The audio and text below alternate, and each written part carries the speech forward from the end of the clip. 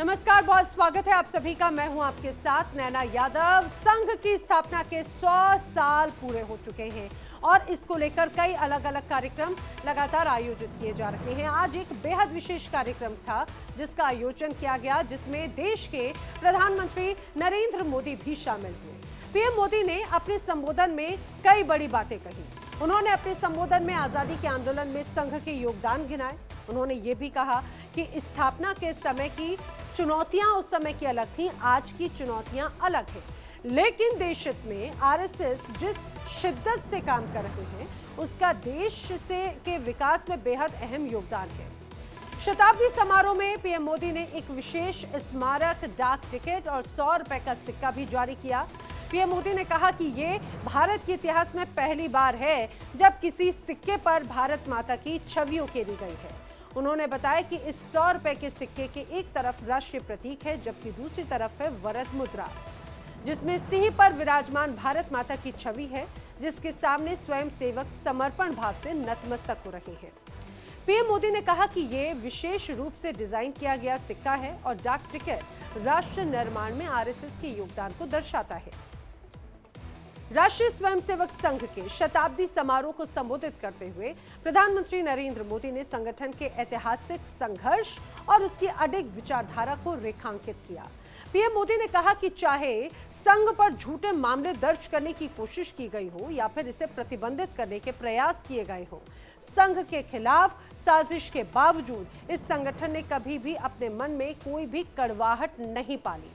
PM Modi ने कहा कि आरएसएस कभी कड़वा नहीं हुआ, क्योंकि हम एक ऐसे समाज का हिस्सा हैं जहां पर हम अच्छे और बुरे दोनों को स्वीकार करते हैं। उन्होंने इस बात पर जोर दिया कि संघ की एकमात्र रुचि हमेशा राष्ट्र के प्रति प्रेम रही है।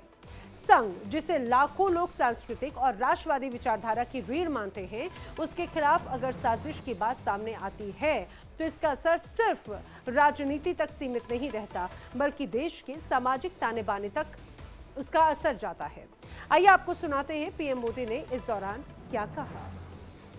साथियों, राष्ट्र साधना की इस यात्रा में ऐसा नहीं है कि संघ पर हमले नहीं हुए, संघ के खिलाफ साजिशें नहीं हुई। हमने देखा है कैसे आजादी के बाद भी संघ को कुचलने का प्रयास हुआ, मुख्य धारा में आने देने का और उसे न आने से रोकने का अनगिनत षड्यंत्र हुए। परम पूज्य गुरु जी को झूठे केस में फंसाया गया, उन्हें जेल तक भेज दिया गया। लेकिन जब पूज्य गुरु जी जेल से बाहर आए तो उन्होंने सहज रूप से कहा, और शायद इतिहास की तवारीख में ये भाव, ये शब्द एक बहुत बड़ी प्रेरणा है। तब परम पूज्य गुरु जी ने बहुत सहजता से कहा था, कभी कभी जीभ दांतों के नीचे आकर दब जाती है, कुचल भी जाती है, लेकिन हम दांत नहीं तोड़ देते, क्योंकि दांत भी हमारे हैं और जीभ भी हमारी है। तो आपने पीएम मोदी को सुना, अलग अलग बातें आपने उनकी सुनी। अब पीएम मोदी ने संघ के 100 साल के इतिहास पर कई बड़ी बातें कही और जिसमें कुछ ऐसी बातें भी थी जिसकी हर ओर चर्चा हो रही है। प्रधानमंत्री नरेंद्र मोदी ने इस दौरान साफ शब्दों में कहा कि संघ के खिलाफ साजिशें रची जा रही हैं। अब सवाल ये खड़ा होता है कि आखिर ये साजिश रच कौन रहा है? विपक्ष, विदेशी ताकतें? अपने इस पूरे खास कार्यक्रम में पूछता है इंडिया में हम ऐसे ही कुछ सवाल उठा रखे हैं। पीएम मोदी के जो इधर की ओर इशारा किए गए उसके क्या मायने हैं? सवाल, क्या पीएम के बयान का विपक्ष को एक तरह से निशाना है? किस साजिश पर यह निशाना है? सवाल, संघ के खिलाफ ये साजिश है तो इसके पीछे आखिर कौन है? कौन है वो जो साजिशें रचता रहा है? क्या संघ विरोध चुनाव में बड़ा मुद्दा बनने जा रहा है? ये वो तमाम बड़े सवाल हैं जिनके जवाब हम जानने की कोशिश करेंगे। और हमारे साथ में तमाम खास मेहमानों का जो पैनल है, मैं आइए आपको जल्दी से मिलवा देती हूँ। मेरे साथ में बीजेपी के नेता अनंत अमित जी मौजूद हैं, बीजेपी प्रवक्ता। कांग्रेस प्रवक्ता डॉक्टर शिवानंद हुलियालकर जी इस दौरान मेरे साथ में मौजूद हैं। संजय मिश्रा जी राजनीतिक विश्लेषक के तौर पर मेरे साथ में इस दौरान मौजूद हैं। संजीव कौशिक जी भी राजनीतिक विश्लेषक के तौर पर मेरे साथ में इस दौरान जुड़ रखे हैं। जल्दी आपको टीवी स्क्रीन पर संजय राणा भी नजर आएंगे। मैं चर्चा की शुरुआत अनंत अमित जी आप ही से करना चाह रही हूँ। जरा समझाने की कोशिश कीजिए कि एक तो मौका बहुत खास था, आरएसएस को पूरे 100 वर्ष हुए और देश के अलग अलग मौकों पर आरएसएस की किस तरह से भूमिका रही है वो पूरी दुनिया जानती है। उनका योगदान हो, कई बार इस बीच विवादों के साथ में भी कई बार लोगों ने नाम जोड़ने की कोशिश की, बहुत अलग अलग तस्वीरें नजर आईं। लेकिन इस बीच पीएम मोदी ने जो बड़ी बातें कही कि कमजोर करने की कोशिश की गई, संघ के खिलाफ साजिशें रची, वो किस ओर इशारा था? देखिए नैना जी, सर्वप्रथम तो आज जिस तरीके से कल हम शताब्दी वर्ष मनाने जा रहे हैं, 0 से लेके और 100 तक का शिखर कोई भी संगठन इस तरीके से नहीं बिता सकता है। जिस तरीके से आरएसएस ने पूरे 100 वर्षों में अपने जो कार्यकाल पे उन्होंने जो काम किया है, आरएसएस ने जमीन से लेके पूरे देश में, और आजादी से पहले 1925 में जब संघ की स्थापना की गई और आज हम 100 वर्ष मनाने जा रहे हैं, शताब्दी वर्ष मनाने जा रहे हैं, तो संघ के ऊपर कई आरोप भी लगे जैसा आप बता रही हैं। लेकिन उसके बावजूद भी संघ अपने जो कर्म था, कर्म से कभी भटका नहीं। हमारा संघ में एक वो कहते हैं ना, संघ अपने राष्ट्र के प्रथम के सिद्धांत और एक भारत श्रेष्ठ भारत का जो हमारा लक्ष्य था, उस लक्ष्य को लेकर हम आगे बढ़ते रहे। और जिस तरीके से अभी पूजा जी, आप नैना जी, आप ये चर्चा कर रहे हैं, तो मैं इस चर्चे पे यहां से, अभी कांग्रेस ने एक ट्वीट किया है, पता नहीं आपने देखा होगा कि नहीं किया, जनहित पे जारी किया, सर्वनाक है। कांग्रेस को यह भी जानने की जरूरत है कि इसी कांग्रेस ने 1963 के गणतंत्र दिवस के पैरेड में आरएसएस को शामिल किया था। और दूसरी बात, क्योंकि बहुत पहले, हम आज तक संघ पे लगभग 4 बार बैन लगाए गए हैं, आजादी के पहले 1 बार और आजादी के बाद 3 बार। 1948 में भी संघ के ऊपर आरोप लगे, 1975 से 77 तक में, और 1992 में जब अयोध्या में जब बाबरी मस्जिद विध्वंस की घटना घटती है, तब कांग्रेस की सरकार होती है और संघ पे आरोप लगते हैं। और उसके बाद नैना जी, मैं आपको बताना चाहता हूं कि 26/11 पे एक पुस्तक आ रही थी, जिस पुस्तक को बैन किया गया, उस पुस्तक में अगर तुकाराम ने अफजल कसाब को अगर नहीं पकड़ा होता, तो आज हिंदुस्तान में कांग्रेस जो स्क्रिप्ट लिख रही थी, उस स्क्रिप्ट का जो नायक था, उस नायक ने खुद कहा कि कांग्रेस के कहने पर जिस तरीके से, और उस पुस्तक के 190 नंबर पेज पर लिखा गया है कि जिस तरीके से आरएसएस और इजराइल जिस तरीके से हिंदुस्तान को बर्बाद करने की काम कर रहा है, उसका प्रमाण तब मिलता है जब श्रीमती प्रियंका गांधी जब पार्लियामेंट में जाती है और जब थैले पे लिखा होता है, तो यह पता चलता है कि कांग्रेस की साजिश आरएसएस के खिलाफ किस तरीके से पिछले कई वर्षों से चली आ रही है। लेकिन इसी कांग्रेस की आज के युवराज की दादी जी ने कभी इसी आरएसएस की तारीफ की थी, और आज माननीय प्रधानमंत्री जी ने पूरे देश को संबोधित करते हुए शताब्दी वर्ष पे यह कहा कि जिस तरीके से आरएसएस काम कर रहा था, आज पूरी दुनिया को जानने की जरूरत है। और देश के लोगों ने भी देखा है, चाहे किसी भी तरह की कोई भी घटना हो, आरएसएस आपको पहले वहां पे मौजूद मिलता है। ठीक है, मेरे साथ टीवी स्क्रीन पे आप देख रहे हैं तमाम अन्य जो खास मेहमान हैं वो भी हमारे साथ में जुड़ चुके हैं। संजय राणा जी भी जुड़ चुके हैं, संजय मिश्रा जी भी जुड़ चुके हैं। लेकिन मैं अब शिवानंद हुलियालकर जी का रुख कर रही हूँ। आप सभी मेहमानों का एक बार फिर से बहुत स्वागत है। संजय जी, शिवानंद जी, आपने सुना किस तरह से अनंत अमित जी ने एक एक करके तमाम बड़ी बातें कही, और पीएम मोदी ने जिस तरह से आरएसएस पर निशाना साधने या फिर कमजोर करने की जिन ताकतों का जिक्र किया, अनंत अमित जी के वक्तव्य से ही स्पष्ट हो जाता है कि उनका इशारा पूरा पूरा कांग्रेस की तरफ था। अब जो सोशल मीडिया पर पोस्ट की बात कही, उस पोस्ट को लेकर सीधे सीधे एक पोस्ट ये कहता है कि Congress fought for freedom and RSS stood with the British. और भी बहुत से पोस्ट उनकी तरफ से कहे गए हैं। अनंत अमित जी ने कई बड़ी बातें कही हैं, क्या कहेंगे? गुड इवनिंग नैना जी और पूरा पैनलिस्ट को नमस्कार जी सर। देखिए, आरएसएस अंग्रेजों के एजेंट और चाटुगिरी करते थे। आरएसएस अंग्रेजों के एजेंट थे। ये लोग अंग्रेजों के साथ मिलकर पहला देशद्रोही काम किया। महात्मा गांधी जी की हत्या किया, नथुराम गोडसे। मैं पुणे महाराष्ट्र से आता हूँ। पुणे में गोडसे, इधर ही मेरे से 2 किलोमीटर दूरी पे गोडसे जी रहते हैं। ये पहला आतंकवादी हिंदू आतंकवादी है। आज भी आरएसएस में हिंदू आतंकवादी भरे पड़े हैं।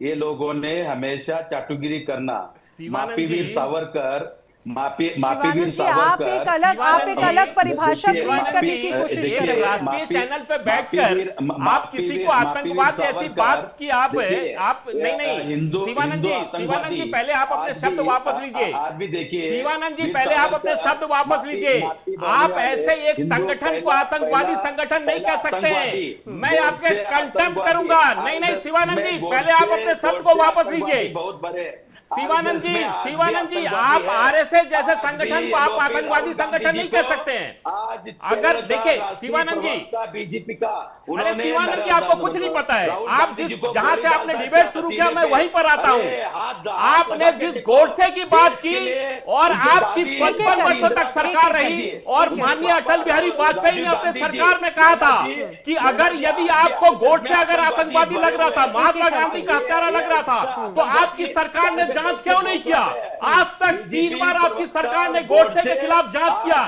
लेकिन आपकी सरकार यह साबित नहीं कर पाई कि गोडसे आरएसएस का व्यक्ति था। नरेंद्र मोदी, अमित शाह 40 पार्टी, अलीबाबा 40 चोर पार्टी लेके चल रहे हैं। आपसे बड़ा चोर कौन हो सकता है? वही बोला मैंने। शिवानंद जी, हिंदू शिवानंद आतंकवादी जी। है। मालेगांव बम ब्लास्ट हत्या देखिए क्या हुआ मालेगांव में क्या हुआ?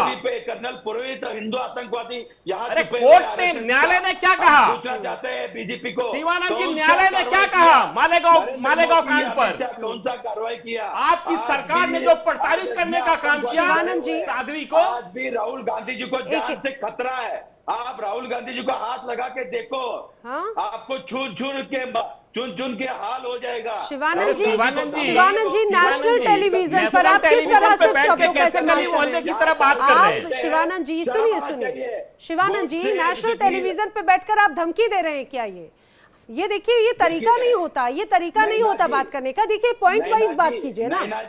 राहुल गांधी जी को धमकी देने जा रहे जान से, इसलिए मैं आदरणीय देश के पंतप्रधान नरेंद्र मोदी, अमित शाह किसने धमकी दी? पूरी जिम्मेदारी लेके किसने धमकी दी? राहुल गांधी जी को प्रोटेक्शन देना चाहिए। अरे किसने राहुल धमकी दी बाबा? गांधी जी को बाल को भी धक्का नहीं लगना चाहिए। शिवानंद RSS जी, में आज भी आप आतंकवादी बड़ी है। बात कह रहे हैं नेशनल टेलीविजन पे बैठ के। किसने धमकी दी बताइए? अरे राहुल गांधी जी को गोली डालते ही बोला। अरे या बीजेपी केरल का प्रवक्ता, अरे बीजेपी, आप केरल कांग्रेस की बात कर रहे हैं, जो केरल कांग्रेस बिहार को बीड़ी कहता है। आप कैसी बातें कर रहे हैं शिवानंद जी? इस तरह से विचारधारा से युवा युवती को मैसेज। शिवानंद जी तर्क संगत बात करिए नेशनल चैनल पे बैठ के। शिवानंद जी तर्क संगत बात करिए, डिबेट करने हैं डिबेट करिए, मुद्दों पे बात करिए, मुद्दों से भटक के बात मत करिए। ठीक है। मैं रुक करना चाह रही हूँ संजीव कौशिक जी का। संजीव जी, हालांकि ये पहला ऐसा वाकया या पहली ऐसी तस्वीर हम ऐसा नहीं है कि हम देख रहे हो जब संघ वर्सेस विपक्ष नजर आता हो या फिर बीजेपी वर्सेस विपक्ष या संघ को लेकर ये एक अलग टकराव नजर आता हो। ये कहा जाए कि जब से संघ की स्थापना हुई तब से लेकर अभी तक अलग अलग मौकों पर यह विवाद नजर आया है, लेकिन पीएम मोदी का ये कहना कि संघ को लगातार खतरा रहा है, कई ताकतों ने कमजोर करने की कोशिश की, ये किस ओर इशारा था? आखिर वो कौन सी ताकतें थी? नैना जी, कहने में कोई गुरेज नहीं है कि 100 साल पूरा होने पर संघ के लिए देश के प्रधानमंत्री जी मुखर हैं और वो चाहे डाक टिकट हो या फिर सिक्का हो वो जारी कर रहे हैं। लेकिन मूल बात यह है कि आखिर संघ आज के वक्त में इतनी प्रासंगिक क्यों हो गई है, इसके पीछे थोड़ा सा जाना पड़ेगा। देश के प्रधानमंत्री 75 साल अभी पूरा नहीं करने वाले थे। देश के प्राचीर लाल किले से खड़े होकर के जब वो ये बात कहते हैं कि संघ सबसे बड़ी एनजीओ है, एनजीओ के तौर पे उन्होंने कहा, और संघ के बारे में जब वो गुणगान करते हैं उसी समय सारे लोगों के कान खड़े हो जाते हैं कि क्या ये 75 साल पूरे होने के बाद में जो रिटायरमेंट का प्लान है उसका एक्सटेंशन करने की कोशिश है क्या? और वो सफलता भी मिलती है उनको। कहने में हमें कोई लाव लपट नहीं है। और उसी की अगली कड़ी हम आज के वक्त में हमें दिखाई दे रहा है। संघ के प्रति इतना अचानक लचीला रुख, संघ के प्रति लगाव और लोगों के बीच में ले जाना और संघ के प्रति इतना मुखर होकर के पक्ष में खड़े होना साफ दिखाई देता है कि संघ और भारतीय जनता पार्टी के बीच में जो तल्खियां बढ़ी थी बीच में, उसको सामान्य करने की कोशिश की जा रही है। देश के प्रधानमंत्री समझते हैं कि संघ कितनी बड़ी ताकत के साथ उनके पीछे खड़ी है। भारतीय जनता पार्टी उनकी एक विंग है और मातृ संस्था के रूप में संघ को हम देखते हैं। लेकिन सवाल यह है कि क्या संघ के बारे में जब स्कूलों के पाठ्यक्रम में पढ़ाए जाने की बात हो रही है तो क्या वो सारी बातें पढ़ाई जाएंगी? क्या ये वही संघ है जो 52 साल तक अपने कार्यालय पर जिसने तिरंगा नहीं फहराया? ये पढ़ाया जाएगा पाठ्यक्रमों में?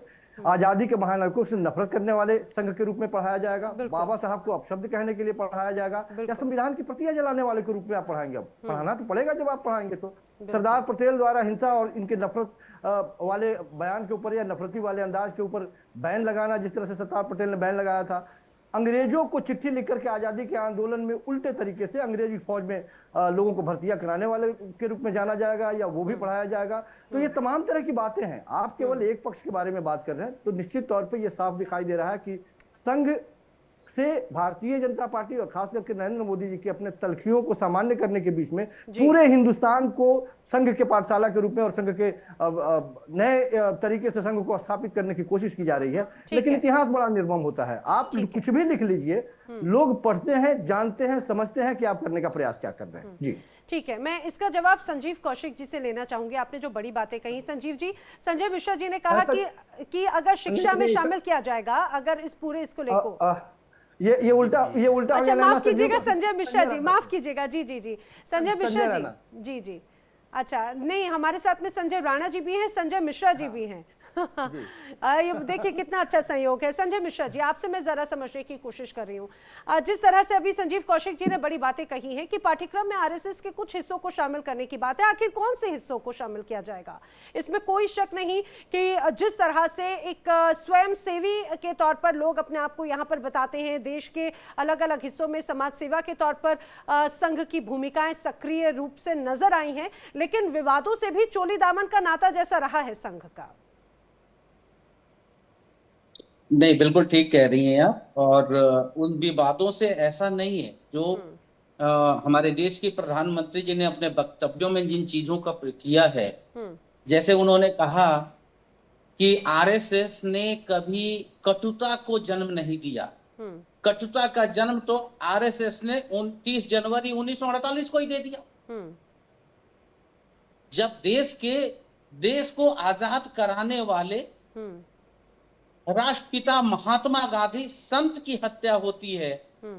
और उस कारण से सरदार वल्लभ भाई पटेल ये निर्णय लेते हैं कि आरएसएस को बैन करना चाहिए और तत्कालीन प्रमुख आरएसएस को अरेस्ट किया जाता है।